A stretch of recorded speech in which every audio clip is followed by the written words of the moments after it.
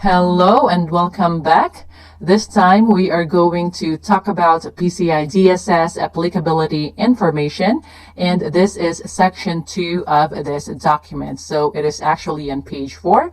So if this information is actually very important because it's basically telling us what kinds of entities this standard applies to. And they could be entities from all over the world, so this information is very important.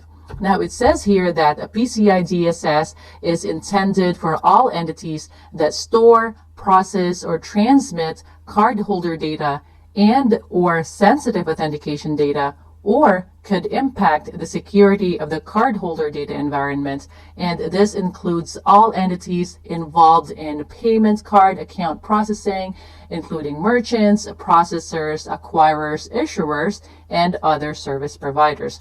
So simply put, if an organization is storing, processing, or transmitting cardholder data and or sensitive authentication data, and if they have components that could impact the security of the cardholder data environment, then that organization needs to comply with PCI DSS requirements. So here we can see the account data, and we have here cardholder data and sensitive authentication data. Now, if you will look at the table, everything here will be the account data. So this is basically the definition of the account data. Now, account data would include cardholder data, as I've said, and also sensitive authentication data, or SAD. Now, don't get too confused because we are going to look at cardholder data and sensitive authentication data. So let's start with cardholder data. So here we have a primary account number.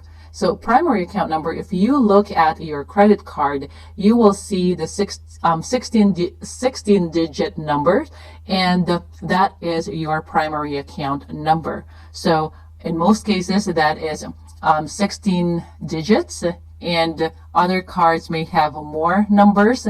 And then we also have the cardholder name, and then we have the expiration date and the service code. So we are going to look at the definitions later.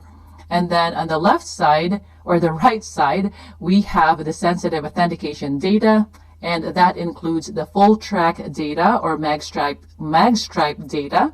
And a lot of people now have chips or chip cards, and that is also included in the sensitive authentication data.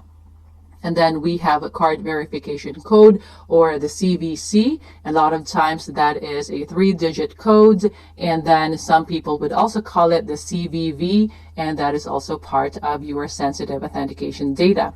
Now here we have pins and pin blocks. So again, sensitive authentication data is a part of your overall account data, and your organization should be protecting these data. Otherwise, they will be fined according to their violations, and they can be hefty fines. So it is not good to fall out of compliance. So just keep that in mind.